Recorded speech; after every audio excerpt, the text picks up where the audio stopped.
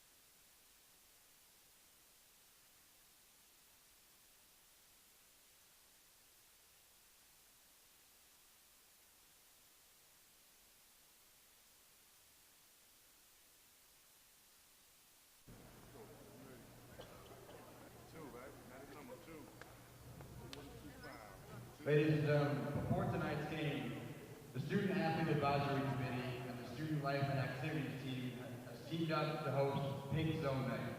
This event is to spread awareness of breast cancer. 1 in 8 women in the United States will be diagnosed with breast cancer in her lifetime. Breast cancer is the second leading cause of cancer death among women. During both basketball games, the Student Athlete Advisory Committee will be walking around asking around for donations. All donations will go towards the Care and Give group from the Riverview Medical Center in Red Lake, New Jersey. Thank you.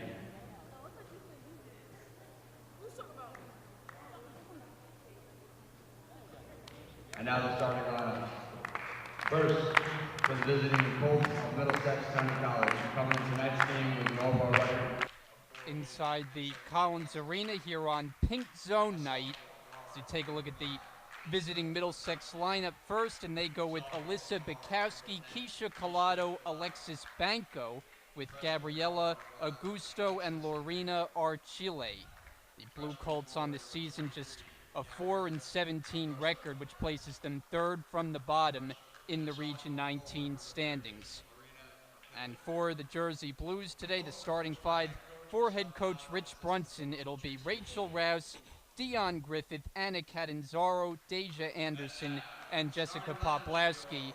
As you note, the omission of Haley Delonzo out with an ankle injury, missing her second straight game, but again, optimism there that she returns before the region tournament. Yeah, I think that's a pretty safe bet. I think that she's certainly not going to be out for the rest of the season, which is good news for Brookdale, but Brookdale certainly doesn't want to have her go back in too early.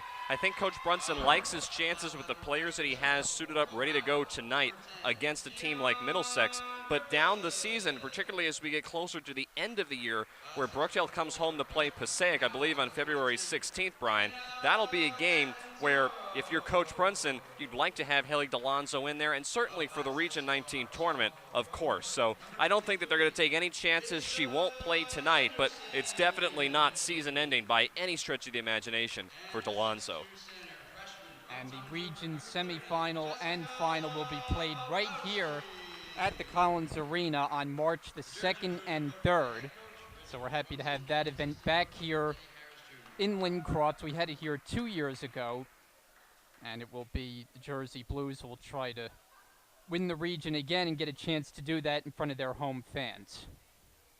I remember, if you win the region, you go to the national tournament, so it's an automatic berth when you take that into consideration. So for the Jersey Blues, they're just looking to try to finish out the season very strongly, and if they can win the tournament, which I would say they're probably the favorites right now, they're number one in the standings right now on the women's side. They've beat almost every single team in conference. The only team that's close to them right now is Philadelphia, and they were able to beat Philadelphia pretty handily earlier this year. So Brookdale definitely the favorites going in. They're looking to try to make a run not only in the region tournament, but get to the national tournament, which would be certainly a huge accomplishment for Coach Brunson.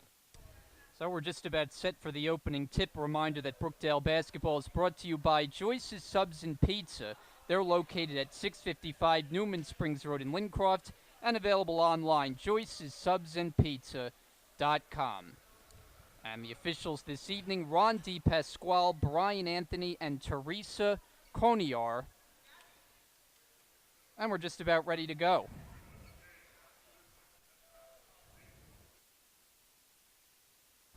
But not quite.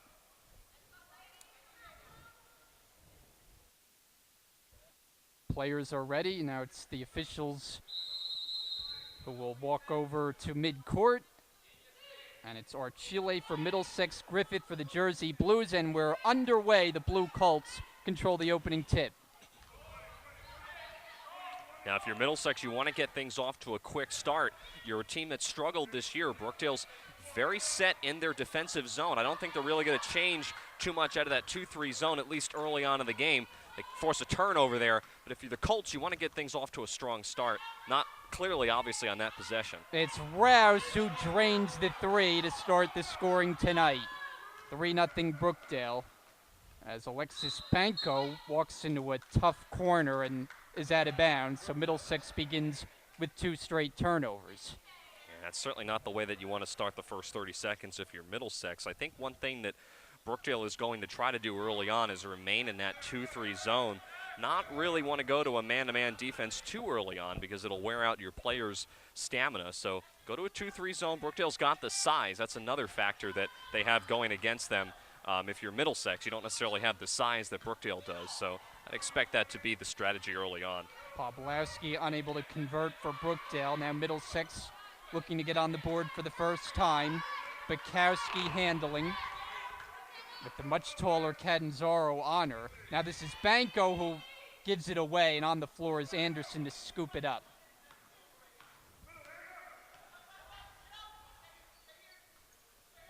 In the post with Catanzaro.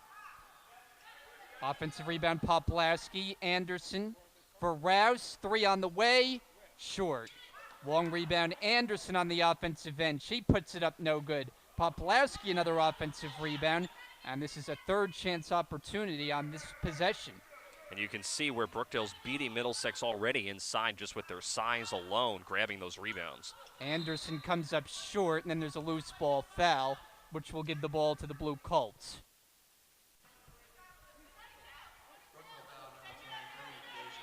It's on Deja Anderson. Jersey Blues showing some press here, and that often has been a good recipe to force turnovers. Here, though, the Blue Colts get it across, and Archile shot misses, but she will go to the foul line. And I like the aggressiveness there by Archile, taking it to the rim. I think they're going to get Poplawski with her first personal, and this is an area where Middlesex has obviously struggled this season. They are not the best team from the foul line, but if you're a team like Middlesex, you want to try to extend the game and get to the line as much as possible. Chile at 53%, but hits the first one. It's Middlesex on the board for the first time. Chile, the sophomore out of Colonia, New Jersey. And 1 out of 2, it's rebounded by Anderson. Anderson looking to push, finds Rouse, and Rouse backs up with it.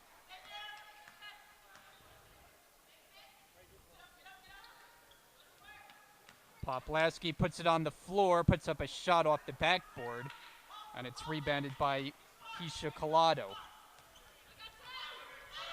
One thing you notice with Middlesex is not a lot of size on the floor. In fact, 2 players that are under 5 foot on their roster, as this is Augusta who's able to knock down the jumper. Gabriela Augusta, I should say. And we're tied at 3. Here's Anderson on a step back short. But the pass was a bad one. Poplawski takes it. Catanzaro throws it up and tipped in the rebound to Collado. Yeah, I think you have to be pretty happy if you're Middlesex getting things off to a little of a shaky start, but you're been able to tie the game up. You have an opportunity to take the lead on this possession. Banco knocks down a long 2 as her foot was on the line. And so Middlesex has hit a couple of long jumpers and have themselves a lead. And that has Rich Brunson wanting to talk things over.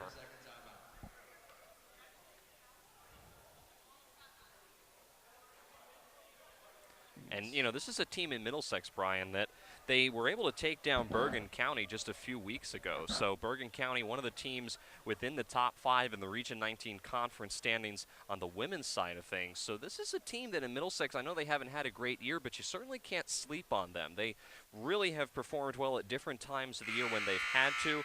15 points for Alexis Banco, who just had that long 2 a moment ago against Bergen on that particular day when they beat them in the middle of January. So if you're Middlesex, you're a team that I think a lot of people underestimate. Brookdale certainly doesn't want to have that happen to them, and I think that's why Coach Brunson took that time out. So it'll be Brookdale ball. Jersey Blues, their last game, it was a winning effort, 51-37 Saturday at Orange, as they made a long trip up into New York State and beat a Division II team. Griffith for Poplawski, and she scores. And that's an area that Poplawski is looking to try to step up more into, that low post player. That time just a nice pass to set up Poplawski for the layup. 5 all. Collado's jump shot off the glass, it doesn't go. Offensive rebound, Augusta. And Collado put it back up again, and Poplawski secures it. Good aggressiveness there from Bukowski. Brookdale will have it on the side.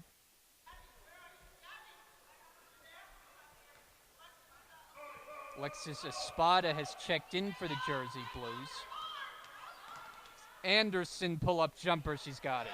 Yeah, and Anderson, we talked about it in the last game, Brian. She's got such good form, and now with Haley DeLonzo on the bench, she's going to have to step up into a much larger role on offense. Banco looking to take it all the way, but missed the layup.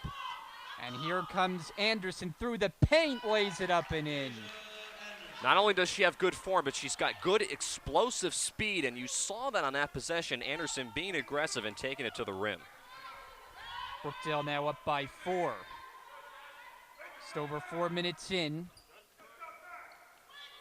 Ball movement, Collado comes up short. Offensive rebound, Augusta. She misses. Then Collado takes another offensive rebound. Bukowski fires away. That won't go. And finally, the defensive rebound to Anderson. And Brookdale was lucky. Nobody was in the middle of the paint there trying to box out on defense. Poplawski tries, can't hit. And now Banco will get it slowed down for the Blue Colts. About halfway through this opening quarter.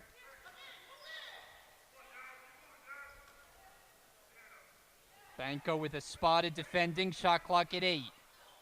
Inside for Augusta, And now Collado is way off. It's rebounded by Rouse. Yeah, that was good ball movement, but obviously not the shot that you want to take in the paint.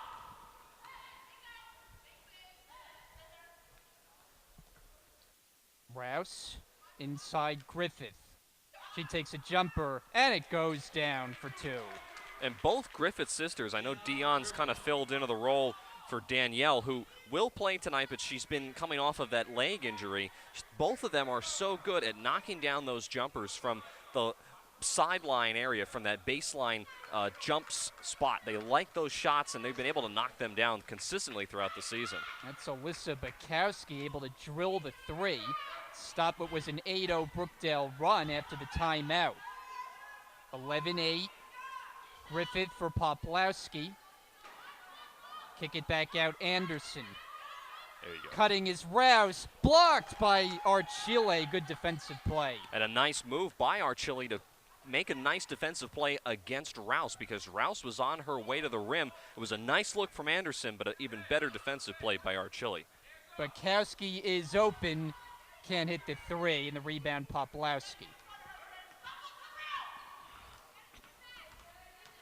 Anderson gets in between the defenders, but is called for steps. It was a nice move, but she didn't get away with it. Here's Anna Catanzaro checking in, and Poplawski to the bench. Middlesex, we mentioned the overall record is just 4-17, and that doesn't look pretty, but they played better of late. In fact, over their last 6 games, they've split them, winning 3 of the 6. And that's where the win against Bergen County, which is a moderate team within the Region 19 Conference, as you see a nice shot once again from the corner. Middlesex is really opening up this first quarter and shooting well.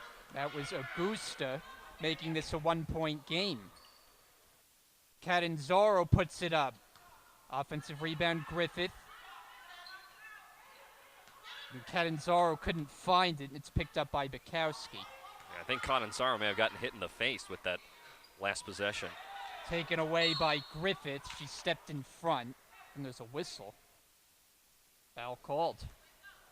You see Archile just goes to reach in there on Griffith. Nice call by the officials, but certainly not what you want to do, making a foul all the way on the other side of the floor. That's going to drive Coach Powell crazy on the sidelines. It's the first foul against Middlesex. So Brookdale ball with a 1-point lead. Espada thinking about it. And Catanzaro is called for a travel.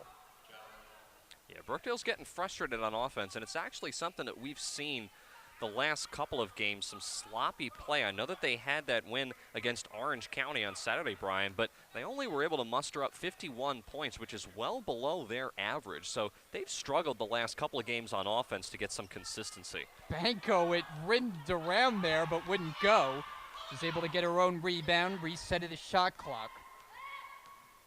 Bukowski for Banco. And Bukowski mishandles the pass. Back the other way is Anderson.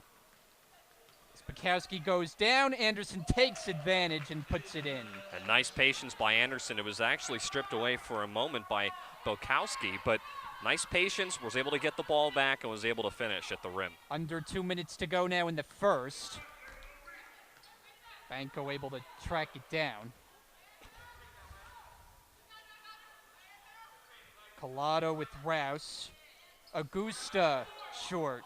Augusta scoops up the rebound. Middlesex has gotten their fair share of offensive rebounds in the opening quarter.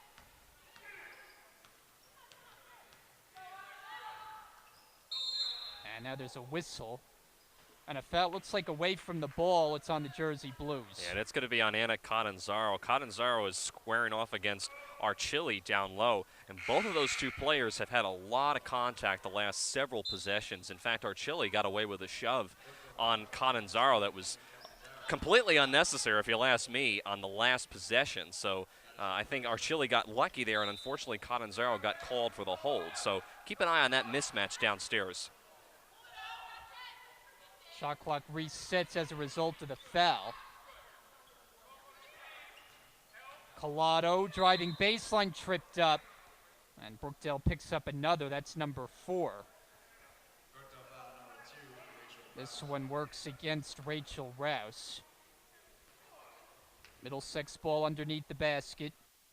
And every time these fouls get committed by Brookdale, it's a fresh 30 for Middlesex. So Middlesex has been able to get lucky on these last couple of possessions and have opportunities, but they just can't seem to convert. That's our Chile, who had it blocked by Catanzaro. But another Blue Colts possession. Banco tried to go glass, and Rouse takes the rebound. Come up on 1 minute to go, opening quarter. Brookdale by 3.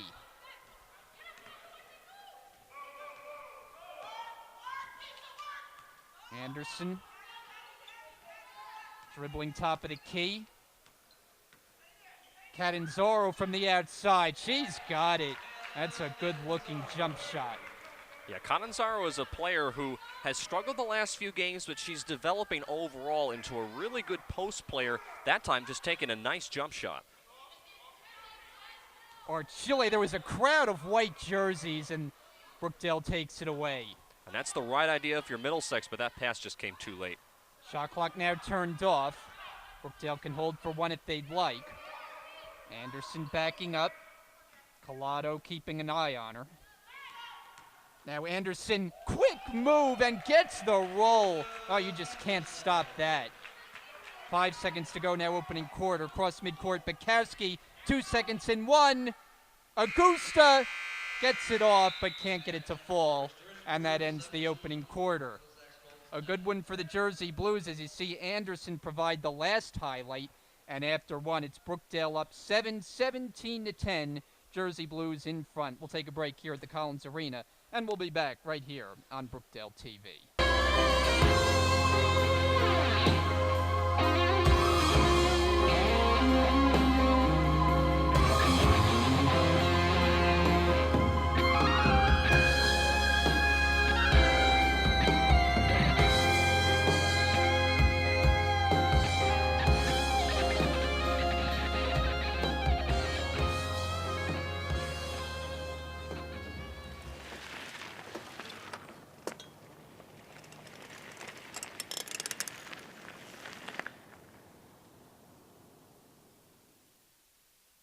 When I grow up.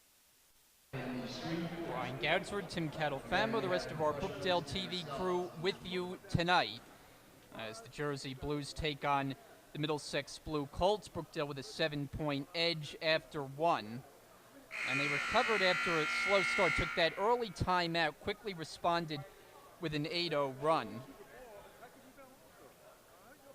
But Middlesex, I think you have to be impressed by them offensively. They've shown an ability to make a number of outside jumpers and are hanging with Brookdale thus far. Yeah, I think if you're Coach Powell, you have to be pretty happy with the way that you opened up the first quarter. You talked about the shots going down for the Colts, and then the ball movement as well has really been pretty good for Middlesex early on in the game. Brookdale has been a little bit sloppy on defense. They've allowed Middlesex to get some penetration inside.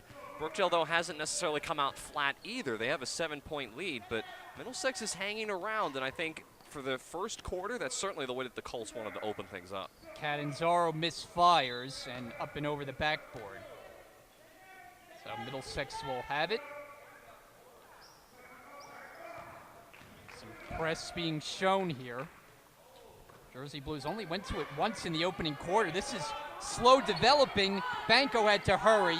She finds Augusta, who lays it in. And that's how you handle a full court press. You really can't draw it up any better than that. Somebody back right underneath the post trying to get that ball up, and Augusta with a nice finish. That's exactly the way that you want to handle that full court press if you're Middlesex.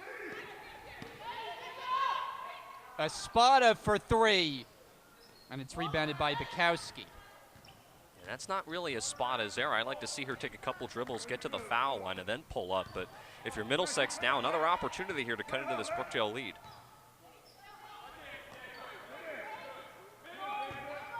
That pass is knocked away and picked up by Griffith. There's been no luck going down low in the post for Middlesex thus far. As Anderson on a pull-up, it's an air ball.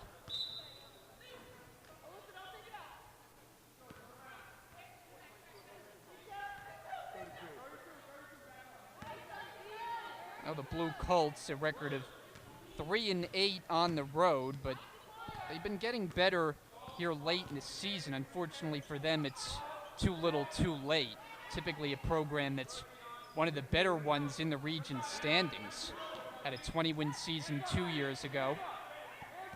Here's Archile, can't get it to fall, then there's a foul on Archile as Griffith gathered in the rebound. Yeah, it just hasn't really been the greatest season for Middlesex, and I talked about it in the open. Coach Powell told me pregame they just didn't have the opportunity to recruit the players that they were looking for during the offseason, and that kind of put them behind the 8 ball to start the year. But they've started to develop, you mentioned it a moment ago, with the games, the last couple of games, they've started to come together a little bit more. They had that win against Bergen, so this is a team in Middlesex that just is kind of in a rebuilding phase. They'll definitely be back next year, I guarantee that. About 2 minutes gone here in the second quarter. Shot clock at 10 as Rouse misses off the front rim, but Griffith cleans it up.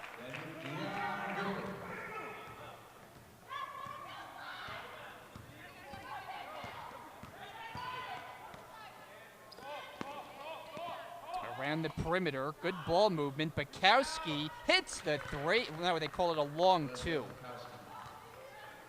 But still, Brian, nonetheless, good ball movement, nobody open, and unfortunately you see for Brookdale, Rouse had to come all the way out from basically the low block area to at least get a hand in the face of Bukowski, but she's able to knock that down. That's a travel on Dion Griffith. The Middlesex, a team that shoots, as there you see head coach Michelle Powell, one of the more experienced coaches in the region, now in her 13th season at the helm. It's a Middlesex team on the year. They shoot 29% from the floor, but it doesn't look like it tonight. Yeah, they certainly have opened up the first half the way that I think they would want to, and Brookdale's had some difficulties. They haven't been able to quite shut Middlesex down on offense. They've given them some open looks, and so far the Colts have made those shots.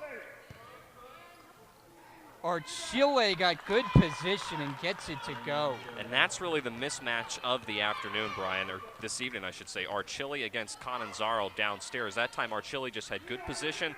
Cananzaro was a little bit behind the play, and Archile was able to finish. Rouse way off. Middlesex can tie on this possession with a three-pointer. Banco to set it up.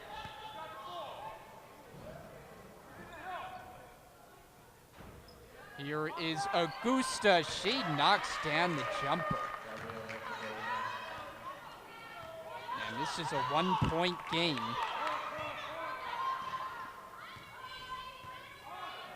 Brookdale, the 5 on the floor is Rouse, Anderson, Espada, Catanzaro, and Dion Griffith. Anderson from the foul line off the rim. Offensive rebound. Griffith missed it, and the rebound taken by Augusta. Yeah, just not a whole lot of movement on offense the last couple of times down the floor for Brookdale, and Middlesex has been able to get their rebounds and then come down on the other end of the floor and make their shots, and that's the reason why this is a one-point game. Work it around. And a foul called as Bukowski made her move to the basket, and Brookdale picks up their first here in the second. Jessica Poplowski is coming in for Middlesex. Alexis Banco thought she was going to go to the bench, but now jogs back, so the Blue Colts do not make a change, and Deja Anderson in for the Jersey Blues. And I think Anderson may have injured her wrist on that last possession. I don't quite recall what had happened to Deja, but she was holding her wrist right before that inbounds play. We'll have to keep an eye on that throughout the night. Archile got the offensive board and the putback, and the Blue Colts have gone back in front 20-19, full timeout. Brookdale, 5:49 until halftime. We'll take a break. I want to do animations. I want to create characters that can fly. When I grow up, I want to create music that makes people want to stand up and dance. We all travel different paths with one goal in mind: success. When I grow up, I don't know what I want to do when I grow up, but I know I want to go to college. Brookdale Community College. Take your next step at brookdalecc.edu. This summer, Brookdale welcomed the newest and youngest members of the college community as 15 Asbury Park High School freshmen began the Asbury Park Dream Academy Early College Program. The Dream Academy fits with our motto. Our motto at Asbury Park is building a brighter future. When we talk about building a brighter future, we're talking about hope and opportunity. And programs such as the Dream Academy Early College program is about giving. Here on Brookdale TV, first game of our doubleheader tonight, with the Jersey Blues taking on Middlesex. And on the last possession, Middlesex took the lead 20-19 after Archille got an offensive rebound and a putback for 2.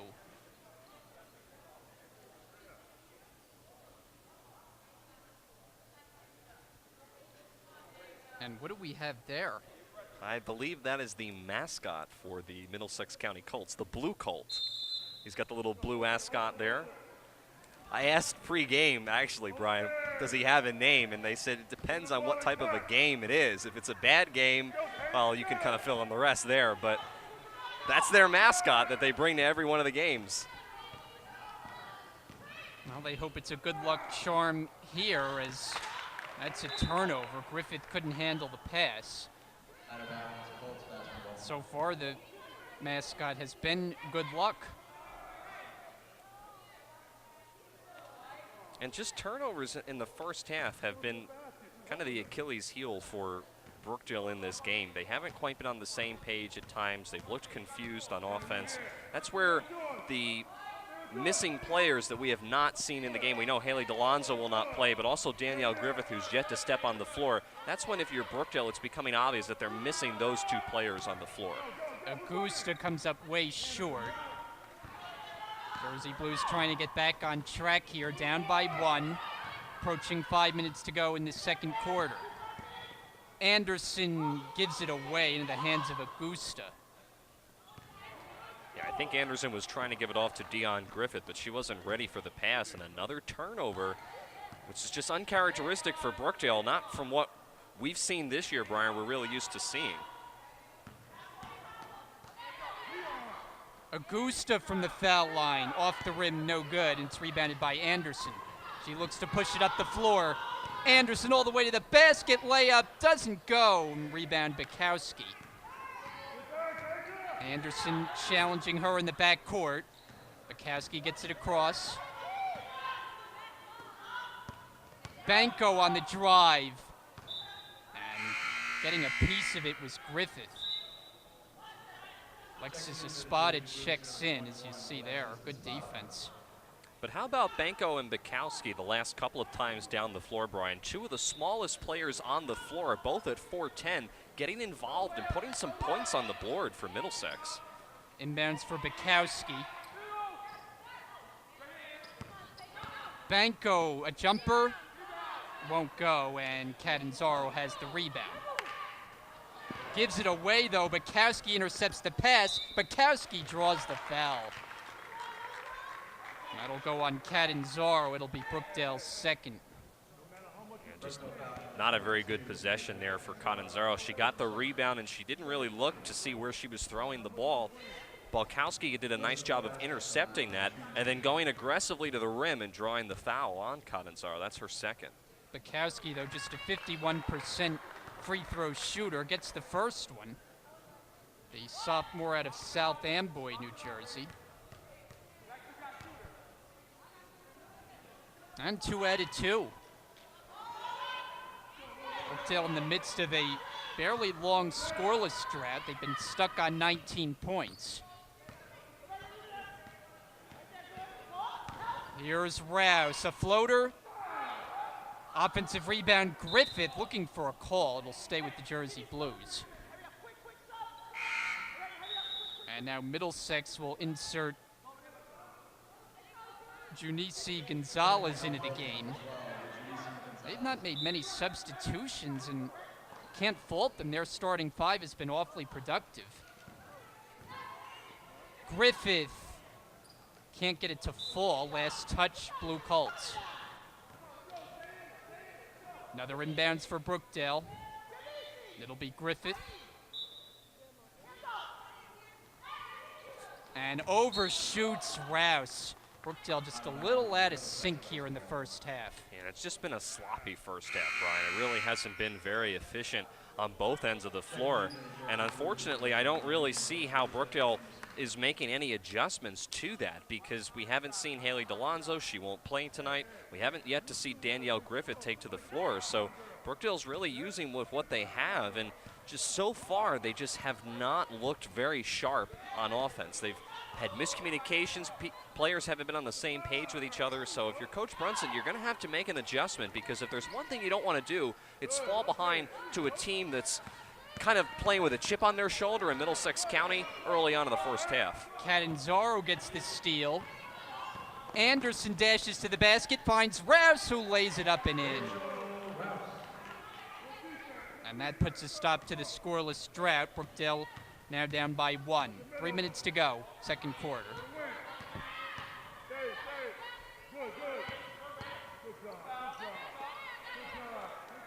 Banco, crossover. Augusta. Shot clock at 10. Banco got a spot in the air, comes up short. Anderson tips it and corrals the rebound.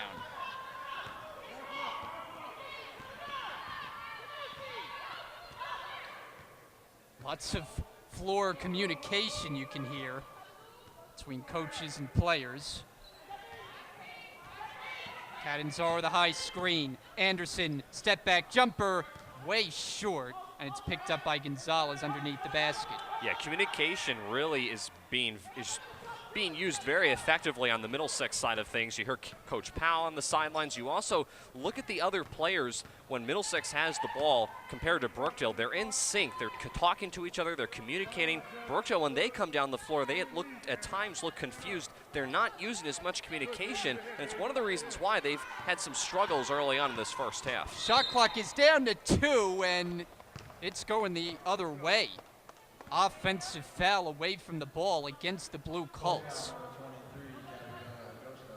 And it's on Gabriella Augusta, and that's her first. Time was really winding down for Middlesex. They had nothing going on that set. Now Brookdale will try to regain the lead. And I don't think Middlesex was even aware that the shot clock was winding down there, Brian, so just not a very good possession there for the Colts. Poplawski, good catch and finish. And that's something that I'm actually surprised that Brookdale hasn't used more effectively in the game. The size that they have down low with players like Poplawski and Catanzaro. That time, a nice job by Poplawski bringing in that pass and finishing. Collado short. Catanzaro the rebound. There's no one back for Middlesex. Anderson all the way and missed it.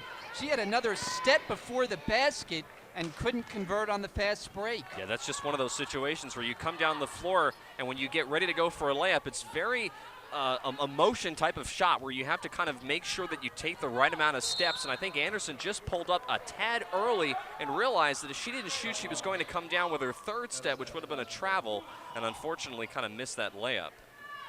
It's a jump ball call. Anderson's also been hampered by some sort of hand injury. I think camera caught 2 of her fingers wrapped up, so it'll stay with the Blue Colts. And Dion Griffith is checking in now for Espada. Inbounder is Augusta.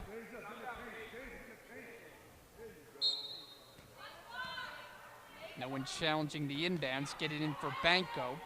Shot clock at 12. Bukowski thought about it. Down to 3 to shoot. Banco just flings it up there. No good.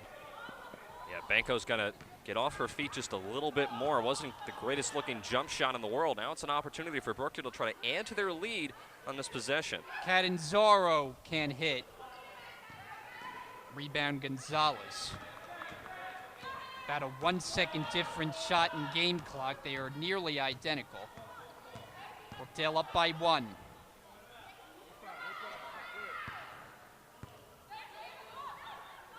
Collado. And Bukowski back for Augusta. Bukowski had it blocked by Anderson. Anderson headed the floor with 3 seconds. Anderson with 2, and it is a blocking foul. As hitting the floor hard was Bukowski. She'll get some assistance to her feet. Yeah, good call by the officials, but Bukowski definitely got hit hard. She's okay, but now Brookdale, because it was a foul on the floor, they only have 1.3 to shoot. They have to catch and shoot. And it's Catanzaro backtracks for it, and Brookdale unable to get a shot away, and that ends the opening half. So not the kind of half the Jersey Blues were expecting against one of the bottom teams in the region. They hold just a 1-point lead at the break. It's Brookdale 23, Middlesex 22. And as we get set to welcome you back inside with Brian Gadsford and Tim Catalfamo.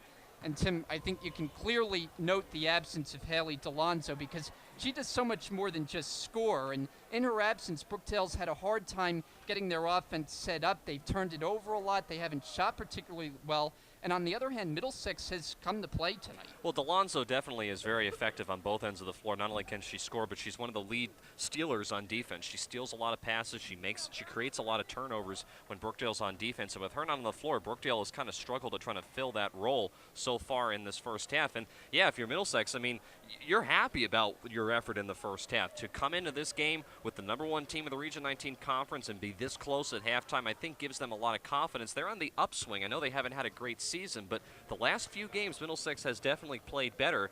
And if you're Coach Brunson, now you have to be very careful because now it's going to question who's going to step up to fill that role of Haley DeLonzo, who's going to step up and fill the position of Danielle Griffith along the post. That's really been an area that Brookdale just has not really been able to use effectively in this ball game, and Middlesex is hanging around. I think they're pretty happy with the first half performance. No doubt they should be, as Brookdale try to make some adjustments in the locker room. They do hold the lead, though, only by one, 23-22. We're at the break here at the half at the Collins Arena. We'll take a break here on Brookdale TV. When we come back, the start of the second half.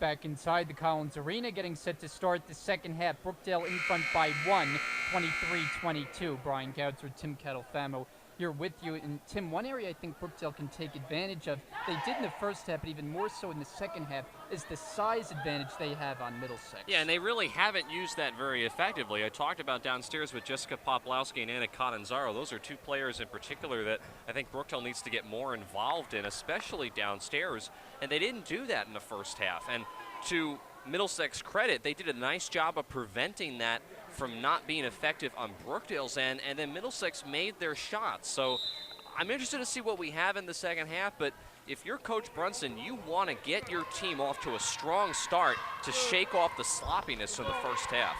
And the second half underway with Anderson finding Griffith for a baseline jumper that doesn't go, and it's rebounded by Augusta. Original starting fives on the floor for both teams. Second meeting of the season between these teams. The first one was very much lopsided. This one, though, looks like it's headed for a different kind of finish.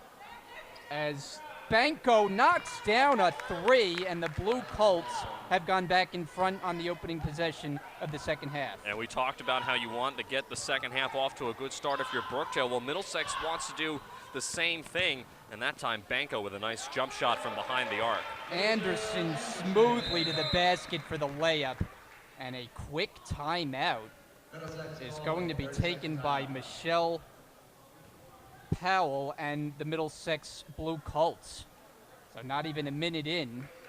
I think she just wasn't happy about the defense on that drive to the basket by Anderson. Yeah, I think she wants to prevent that because Anderson is a player that can drive to the bucket, and she's got that speed, she's got that explosiveness that we saw at different times in the first half. But what Coach Powell doesn't want to have happen is Anderson get too confident and start going to the rim on every single possession. If you're Brookdale, honestly, I think that's what you should do. You should give Anderson the ball and allow her to be able to drive to the rim, and if it's not there, to dish it off to somebody.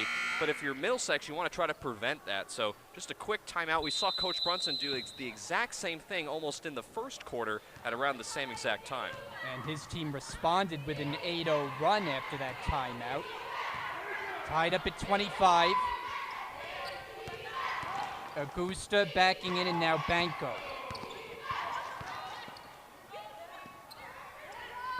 Work it around to Bukowski.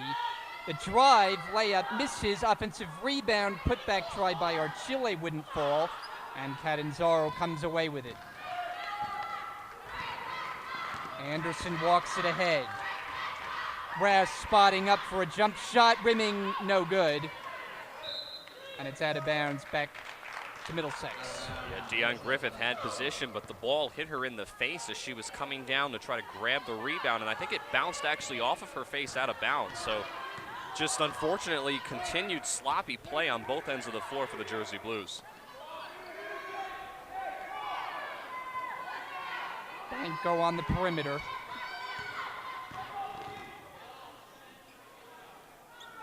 Archile backing in. Augusta comes up short, and Rouse comes the other way. And I tell you, the ball movement is there for Middlesex, but they've got to make these shots count. Anderson with a floater, and it's rebounded by Archile. Rouse picks up Bukowski.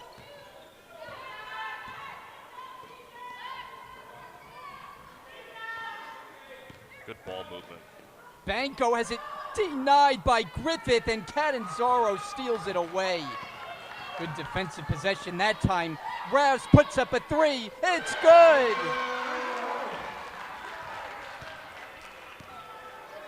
Rachel Rouse gets one to drop, and Brookdale up by 3. And hopefully that's the type of shot that'll get Brookdale back in motion, so to speak, on offense. Try to shake some of that rust off that they had in the first half.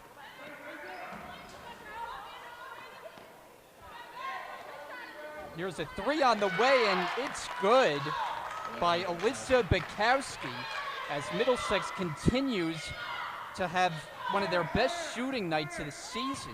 Yeah, I think you said it, Brian. One of their best shooting nights of the season. It just, I think, is uncanny how well Middlesex has shot the ball. Their numbers don't match how well they've played in this game. Catanzaro can't flip it in, and Griffith able to save it. Rouse for 3. Not this time, it's rebounded by Banco. Yeah, there was some contact down low. Coach Brunson wanted a foul called against Catanzaro because she felt that Catanzaro was fouled, but he's not going to get that call. Now an opportunity here for Middlesex. Tied up at 28. Archile through her hands, and Rouse takes it away. Rouse looks up the floor. Rouse all the way, lays it in. And that was a tough shot by Rachel Rouse because she was looking to give it off to Anderson. When she realized Anderson was too far away, she had to keep it herself and adjust beautifully in the middle of the paint to make that layup drop without even using the glass. Collado way outside now, Banco. 8 to shoot. Somebody's got to move here for Middlesex. Augusta, high arcing delivery, it banks in for Alyssa Augusta. I'm sorry, Gabriella Augusta. I don't know if she was intending to go bank, but it worked out, and we're tied at 30. Catanzaro for a spot, a cutting, couldn't finish it. And Catanzaro has the offensive rebound. I'd like to see someone come out and set a pick for Anderson so she could drive to the bucket.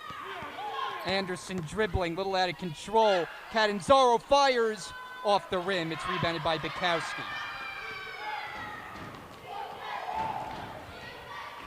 Some noise in the building for this game. Banco for 3. Way off. It's rebounded by Rouse. Rouse, a pull-up 3. She's got it. Rachel Rouse had 46 three-pointers. She's now got 48 this season, and she's starting to warm up from behind the arc. That's the second time now that she's had that look, and she's knocked it down. She shoots it at 31% from downtown. It's been a competitive basketball game tonight, and scoring inside is Augusta. And how well has Gabriela Augusta played in this game, Brian? She, only at 5'7", has really been effective from all over the place. From the perimeter, from inside, on the low block, she's played very well. Catanzaro, long jumper. Offensive rebound, Griffith. Reset of the shot clock. Anderson is open. A dribble, a three, and a miss. It's rebounded by Banco. And I know Anderson wanted to pull the trigger on that three, but I would have liked to have seen Anderson dribbled a couple of steps inward in the paint. She would have been able to do that. There was nobody in there for Middlesex, but she wanted to take that three, and unfortunately not able to get that to fall. Archile defended by Griffith. 10 to shoot. Collado makes a move toward the basket, stripped out of bounds. 5 to shoot for the Blue Colts as they hold on to it. Collado to inbound.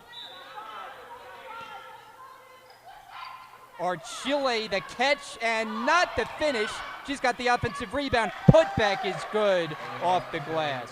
And Archile with nice positioning in the paint that time. Unfortunately, Brookdale didn't really box her out. They had bodies underneath the paint, but nobody was backing anybody away from the rim, which led to Archile to have the easy two. 34-33 Middlesex. This is Anderson.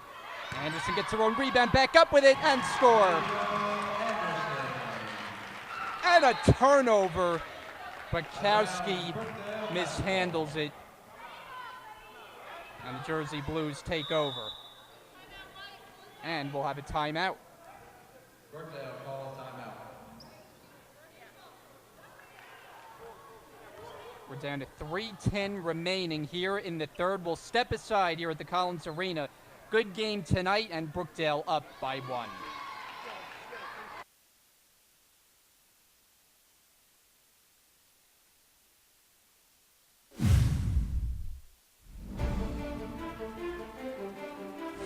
I love the Ocean First Challenge because it will help change the lives of our students here at Brookdale.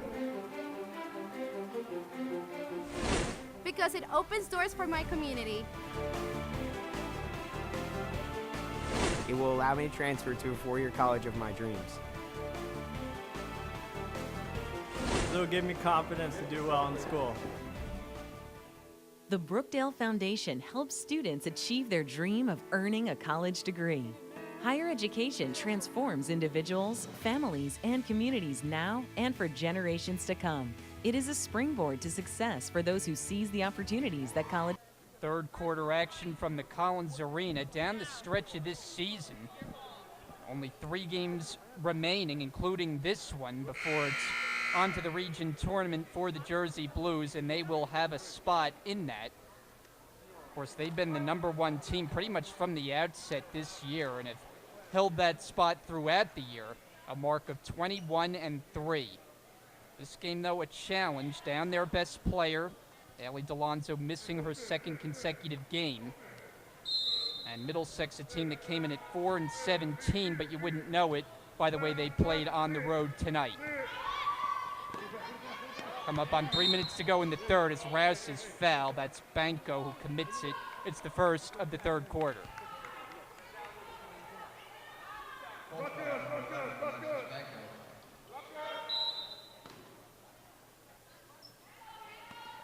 Lob it out for Rouse. Anderson, a fake, jumper, won't go, and it's rebounded by Augusta. And Anderson's getting frustrated with herself because that was a good shot. She had nice patience and a nice ball fake to get herself open, just didn't drop.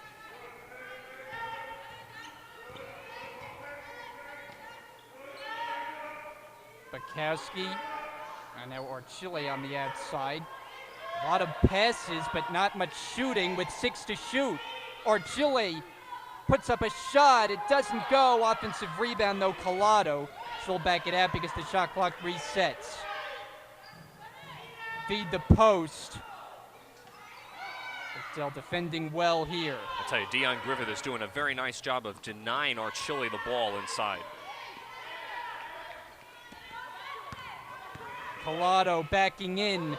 Good defense from Espada. Find Bango, swatted by Anderson. Oh, wow. And Anderson with a nice rejection there. Watch, she's a little bit behind the play, but then comes over and makes a nice rejection. Now Middlesex, the shot clock's down to 6, so they have to shoot quickly here out of this inbounds pass. Augusta inbounds for Collado. Down to 4 to shoot. Bukowski, desperation 3, way off. And Catanzaro's got it. And we're under 2 minutes to go in the third. Anderson nearly lost her footing, gets to the basket and scores. And Anderson has really continued to develop into such a nice player. Look at the patience that she has. She goes around 2 defenders and she's able to lay it in.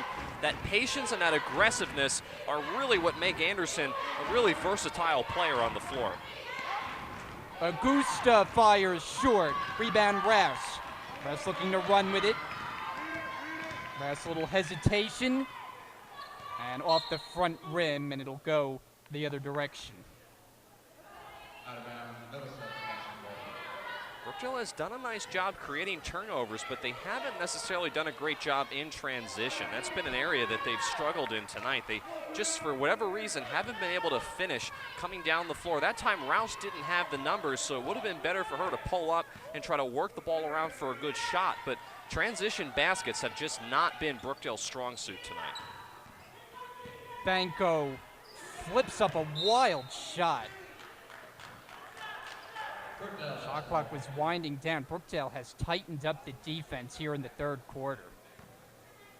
And lately the offense has joined suit as they've regained a 3-point lead. Under a minute to go now in the third. Catanzaro sets the high screen. Anderson splitting defenders. Oh, beautiful move for the bucket. There's that explosiveness that I was talking about in the first half. Anderson has that ability when she's able to get a lane and a little crease that she can get to the bucket.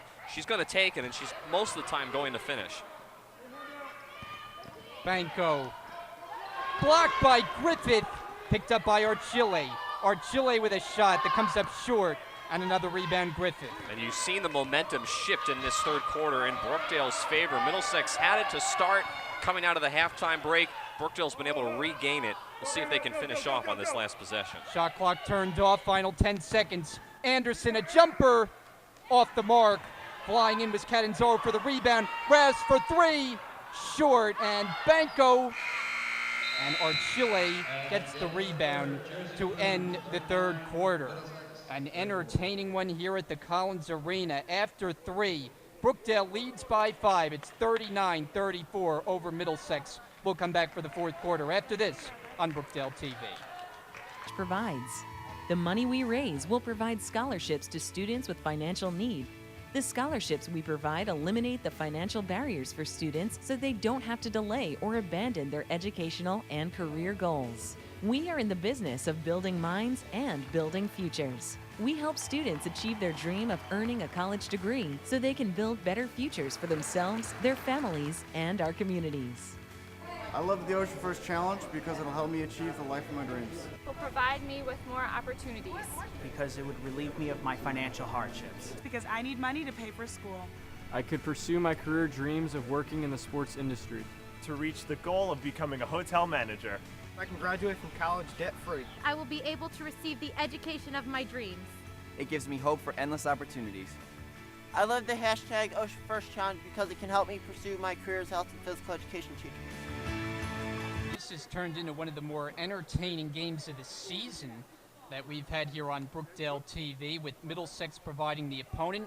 And you thought coming in, you look at the record, 4-17, and you figured, well, might be headed for another blowout, but it has been exactly the opposite. And there's certain programs, and Middlesex is one, that even when they're down, they're still very capable. And that's why I think a lot of people expected this game to be a little closer than what on paper it was going to look like. I certainly didn't expect it to be this close, I will admit that. I think Middlesex has done a very nice job in the game at playing well on both offense and defense and eliminating Brookdale from being able to push the ball. You also have to factor in that Haley DeLonzo is not on the floor, but despite that, you're right, Brian. Middlesex is one of those programs that it doesn't seem to matter which season, especially on the women's side, they're always tough, and they've had a down year, but they have definitely come out ready to play tonight.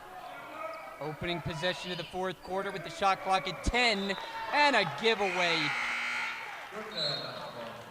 Brookdale will take over. Jessica Poplawski comes in for Alexis Espada. Haven't seen Poplaski for much of the second half thus far. So the 5 on the floor is Anderson, Griffith, Poplaski, Catanzaro, and Rouse. Anderson going to work into the paint. This is the shot followed by Catanzaro, and there's a foul. And it looks like it's on the Jersey Blues, Catanzaro. Brookdale's gotten some nice looks on offense. It was a nice look by Anderson, nice follow attempt there by Catanzaro, but they've just struggled in this game to get those buckets to drop. It hasn't been a great shooting night. We talked about how they've struggled the last couple of games, as there's a steal there. And Griffith uncontested for the lay-in.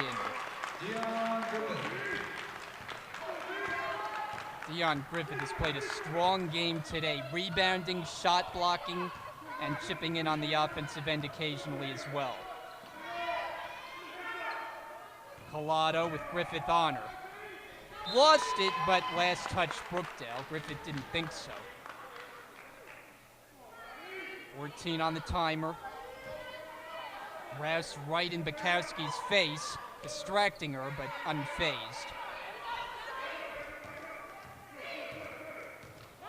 8 to shoot. Bukowski may have gotten away with a carry. And the Blue Colts will inbound, but they have to hurry with 4 seconds to shoot. This is going to be a tough inbounds because of where the ball went out of bounds, so this is tough for Middlesex. Lob it in for Archile. Bukowski fires. It doesn't go for 3, but the offensive rebound, Augusta rolling to the corner where it's scooped up by Bukowski. And now Middlesex can get reset.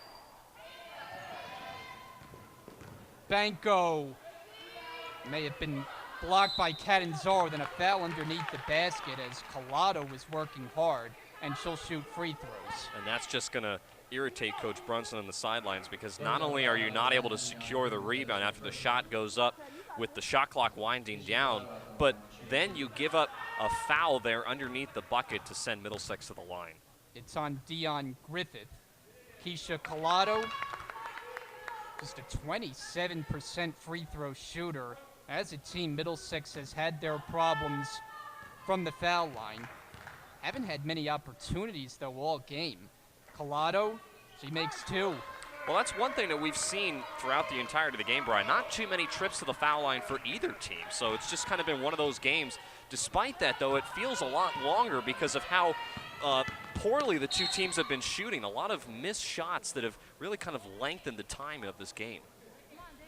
A lot of turnovers on both sides as well.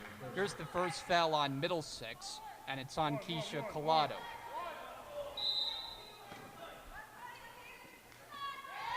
Get it in for Rouse. Rouse, a jumper, too strong. Corralling the rebound, though, is Griffith. Rouse is fouled. So just when we say the game has been inactive as far as the free throw shooting, now both sides get to the line. Yeah, I think we may have now just jinxed the rest of this game, Brian. We may well have done that. Rouse shoots it at 70%.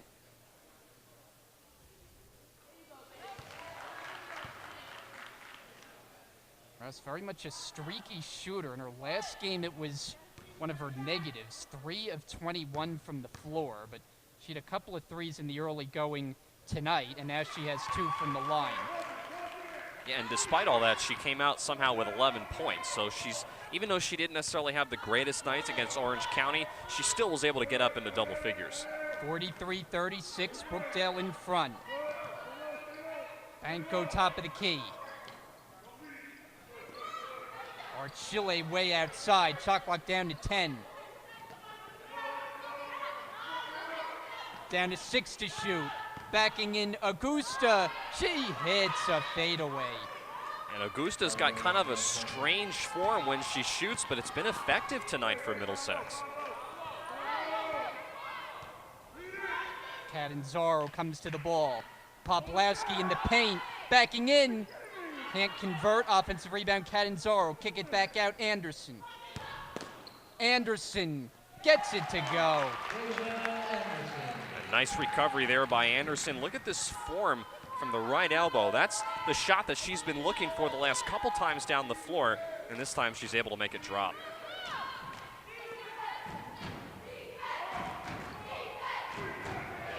Good defense, Poplawski for the steal. 2-on-1 break. Anderson with Rouse, and a blocking foul. Bukowski, the one who went down. And that's the second time Bukowski's got a blocking foul called on her when Anderson has been driving to the rim. So that's her second personal. And we'll have a timeout, 30-second timeout with 6:43 remaining. A reminder that Brookdale basketball on Brookdale TV is brought to you by Joyce's Subs and Pizza. They're located at 655 Newman Springs Road in Wincroft and available online at joycessubsandpizza.com. First game of our doubleheader coming up at approximately 7 o'clock. It'll be the men's game.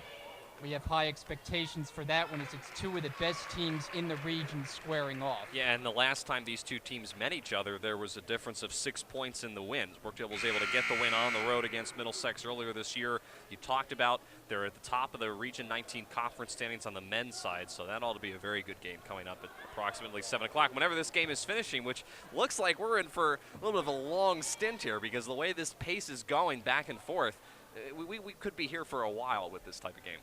And this has been a good one. Second time these two teams had met this season. Nearly a turnover on the inbounds as Rouse tries a three, in and out, and it's rebounded by Archille. And now if you're Middlesex, now you need to start making your shots because now with 6.5 to go, hopefully that blue Colt can give them some luck. They need to make those shots because now you're starting to run out of time. Even though you're only down by 7, you can't squander any opportunities. Inside 10 seconds to shoot. Here is Collado, misses it, and it's rebounded by Anderson. Rouse for Catanzaro, plays it in. Beautiful passing. And the first time that we've really seen Brookdale all night long be able to execute in transition that well. That time, Catanzaro just nice position, and she's able to finish on the low block. Brookdale up by 9. This might be the largest lead of the game as this one has been close throughout. Middlesex, though, lately struggling on the offensive end. Rouse knocks it out of bounds. And one thing you notice with the Blue Colts, it seems like every possession, the shot clock is getting down inside 10 seconds. Yeah, there just hasn't been a whole lot of movement the last couple times down the floor for Middlesex, and that's the reason why Middlesex has been forced to take hurried up shots because the shot clock is so low. They have to here. Banco for 3, short, and the rebound is loose and picked up by the Blue Colts. Shot clock resets. Poplawski's got to do a better job inside corralling that rebound. It went right through her hands.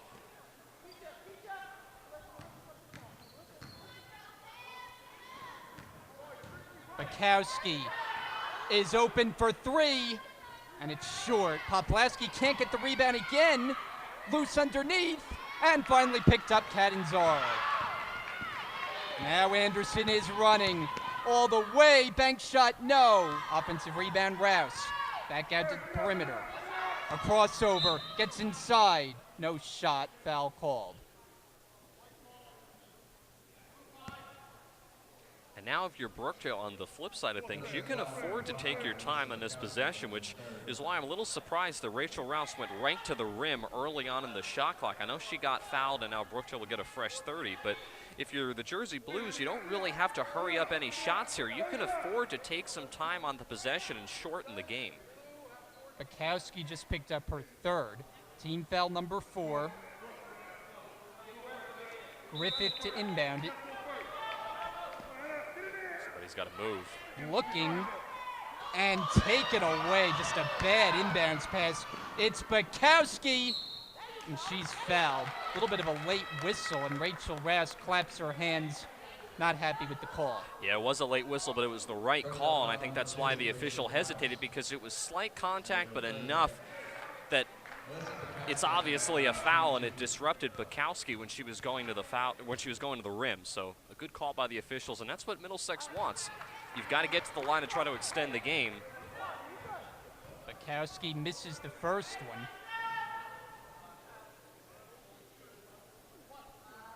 Middlesex still trying to chip away at this deficit. Bukowski, 1 out of 2. 47-39. Anderson has been running the point guard duties all game in the absence of Delonzo. Poplawski down low, misses it, and it's rebounded by Augusta.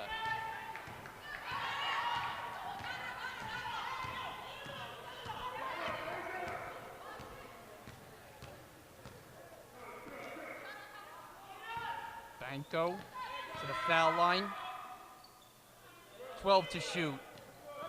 Archile, tough shot, in and out, no good. Rebound Poplawski. We'll hit the 4-minute mark. Anderson has space. Poplawski tries a jumper. Rouse the offensive rebound, throws it up in the air. Griffith corrals it, and a foul is called. And now we're starting to see these fouls add up because Brookdale and Middlesex have both started to get a little bit more aggressive inside, especially on the Brookdale side of things. They're going to the rim and they're drawing fouls and getting to the line. First attempt, no good. Dion playing without her sister Danielle on the floor tonight. Yeah, we expected Danielle Griffith to play. She had her jersey on, but she has yet to come in, and obviously I don't think she's going to come in for the entirety of this game, which I'm a little surprised at, but she has had to kind of take over the load in that low post area and hasn't had the aid of her sister being able to help her with coming off of the bench. Brookdale wins the possession arrow. They get a new shot clock. Catanzaro knocks it down. Brookdale wasting no time on that inbounds pass, and they execute perfectly. And Middlesex is going to talk things over. We're down to 3:38 remaining. We'll take a break here on Brookdale TV as the Jersey Blues try to make it 4 consecutive wins.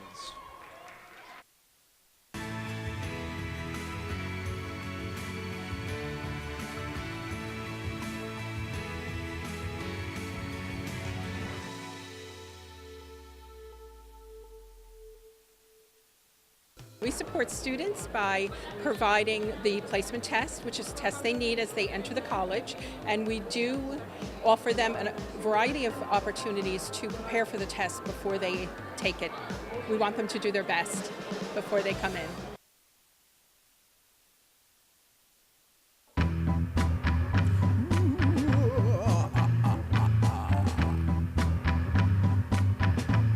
Dracula was the name.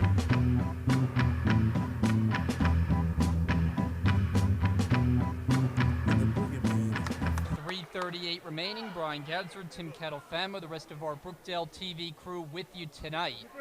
And it's been a good one. Jersey Blues taking on the Blue Colts.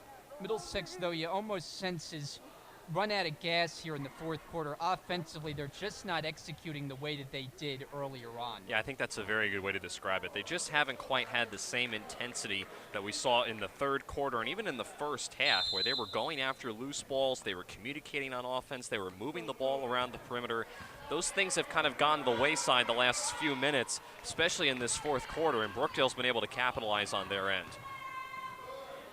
And on the floor, Griffith trying to give her team possession. Who will win it? It'll be Middlesex. They have 12 on the timer. Jump ball. Now the officials communicating.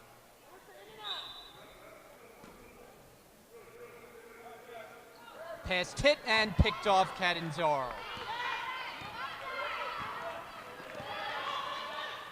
Catanzaro inside, and a travel is called.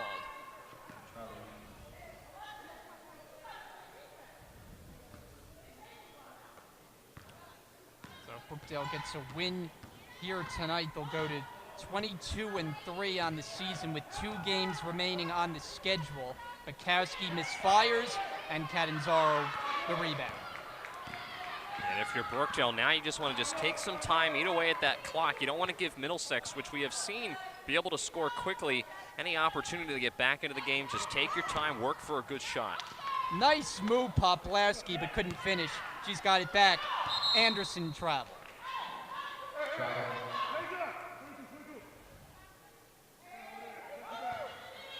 Looks like Brookdale's going to go to a full court press here, Brian. I'm surprised that Coach Brunson didn't do this earlier in the game where they were trailing, but now late in the game they're going to try to force Middlesex into a mistake.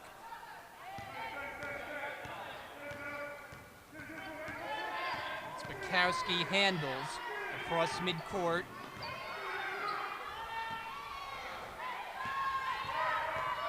Bukowski defended by Anderson. Shot clock again working. And Rouse has the steal. Rouse to the basket. It'll stay with the Jersey Blues. There was some contact there, no call. Yeah, I think Rouse was expecting to be fouled there and to go to the line, but Brookdale gets lucky with the ball rolling out of bounds, last touch by Middlesex. Anderson. And Rouse pulls up for a shot that misses off the glass, and Catanzaro another offensive rebound. And this time, is it a foul or a jump ball call? I thought it may have been a clean rejection, so they're going to call this a foul, but I thought Middlesex actually may have gotten a clean rejection there. So it's Keisha Collato's third, team's fifth, and Rouse at the line.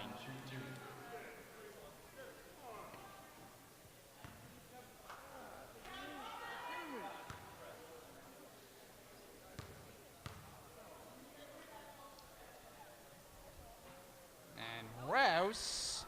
Oh, how about that? And that's why you're always taught when you shoot to get plenty of spin on the ball, because sometimes if you're a little bit off, that spin will kind of aid you just a little bit if the rim is kind to you. Hit about every part on the rim before dropping through. She splits a pair. 2 minutes to go and Brookdale up 11. Here's Bukowski racing ahead all the way, and a foul on Poplawski. Good job by Bukowski drawing some contact there and getting to the foul line. That's what you have to do if you're Middlesex. I think it might be too little too late, but certainly what you want to do when you're down by 11, under 2 minutes to go, you want to try to score with that clock stopped at the foul line if you can. Bukowski fouled by Poplawski as the skis played a prominent role there.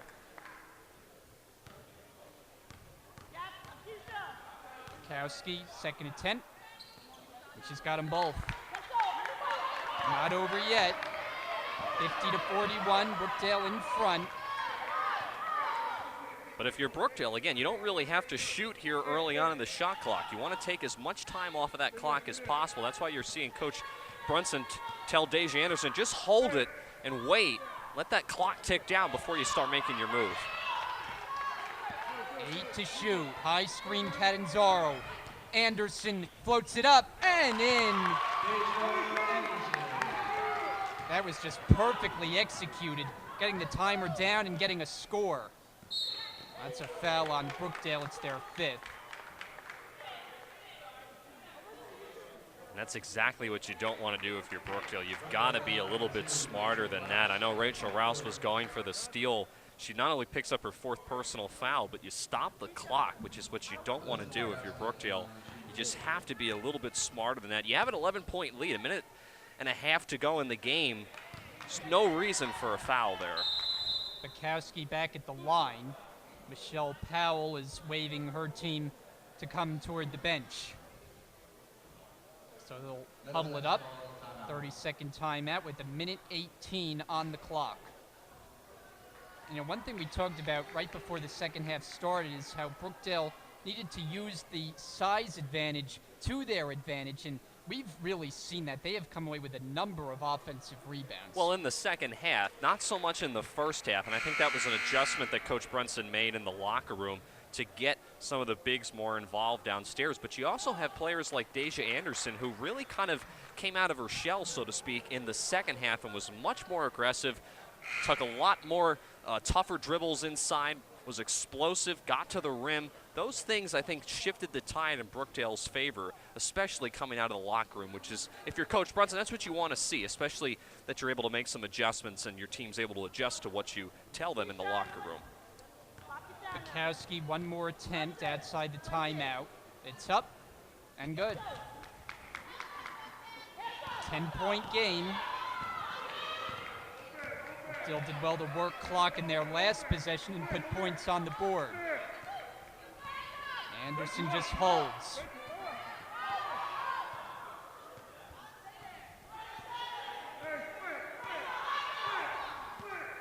Now Anderson starts to make her move. 1 minute remaining. Handed off for Rouse. Stripped of the ball, taken away by Banco. Banco racing to the basket, Griffith back, and Griffith denies the shot. How about Griffith? Look at how far behind she comes to make a play on the ball. Nice job getting back on defense. Inbounds for Collado. But now if you're Brookdale, you don't have to foul here. In fact, if Middlesex has an open look, let them shoot. You just don't want to send them to the line. And a foul on the Jersey Blues is going to give Middlesex another possession, or no, it looks like it's actually going the other way. It's going to be a foul on Middlesex, I think, on the rebound. There was a Middlesex player that went down, so that's why I thought the call would be on the Jersey Blues. But meanwhile, it's Alyssa Bukowski who has fouled out. So Junichi Gonzalez checks in. Middlesex has not used much of their bench in this game, but forced to now in the absence of Bukowski, having been disqualified on fouls. Griffith at the line, misses the first one.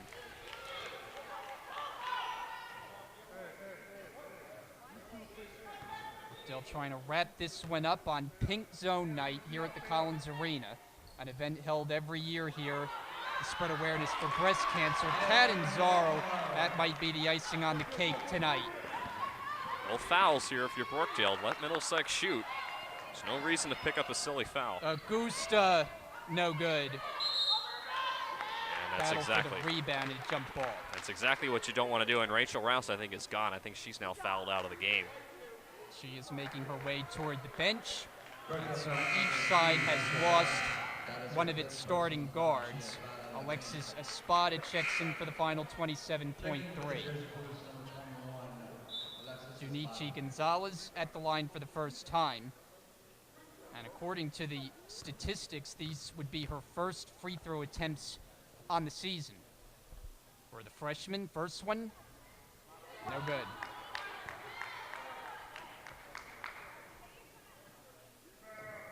Well, Middlesex was in this game for most of the way, but just kind of ran out of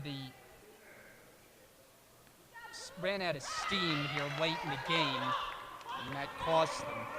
But for a team that came in at 4-17, they put up a good effort. As Brookdale can run out the clock, we'll see if Middlesex opts to back off. Anderson handles. Looks like there may have been a foul there.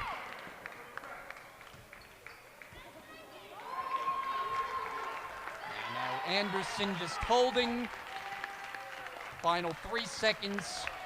Roll off the clock, and that is it.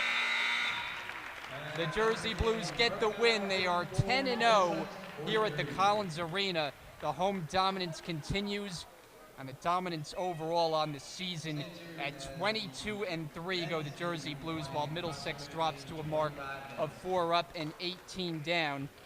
And, you know, we talked about it coming in at the half break. This was not an easy game, and again, Brookdale battling the fact that they didn't have Haley DeLonzo. Another game where their offense wasn't at its best. In fact, it's now 4 straight games they've been held under 60 points, but still, though, did enough to get the win here tonight. Yeah, I mean, it certainly wasn't a great shooting night, and Coach Brunson, I think, is definitely going to have to make some adjustments because that's not the way that you want your offense to look. I know you don't have Haley DeLonzo, and you didn't have Danielle Griffith, a player that we thought was going to be on the floor but didn't end up playing tonight. But still, Brookdale was able to pull a victory out, and Middlesex played well. Give credit to them. They hung around in this game. They made it interesting. They were close at halftime, and they played a full 40 minutes tonight of basketball, which I think for Coach Powell is going to make her feel pretty good. But Brookdale's just got to clean up some of the mistakes that they made in the first half, especially the sloppiness. A lot of turnovers, something that Coach Brunson I don't think is going to be very happy about when he goes back and he looks at this film. So Brookdale, they get the win, but they're going to have to clean up a lot of sloppy play on the floor. And it is now a 4-game winning streak for the Jersey Blues, now 22-3 on the season. As that wraps up our coverage for the first game of our doubleheader. Tim and I, though, coming right back for the start of the men's game. That'll be approximately a half an hour from now. So we'll see you then here on Brookdale TV. Thanks so much for watching. And I'm here with Coach Brunson. Coach Brunson, what an amazing team you have here, undefeated at home. What are you telling these girls, and what's the spirit like in the locker room? I'm telling them that since I've been here in my 7 years, this is a place to be as far as home. We got to play hard. I think the first half, though, we didn't come out with enough intensity. So the second half, we had a little power at halftime, and we came out and did the job. And what does it mean to, represent today, breast cancer awareness and have pink on the team and wearing it? What does that mean to you? Oh, anything like that is a great cause. So when I heard about it and we got the pink out, it's something that's the whole nation's take arm in arm in hand. So I appreciate it as well. And any update on injury with Haley? Haley's going to be out. We're going to hold out the Camden game. She'll probably be ready for the regionals. We're going to probably hold her for the Passaic game as well. Perfect. Thank you so much, Coach. You're welcome. Thank you. No problem. And back to you guys.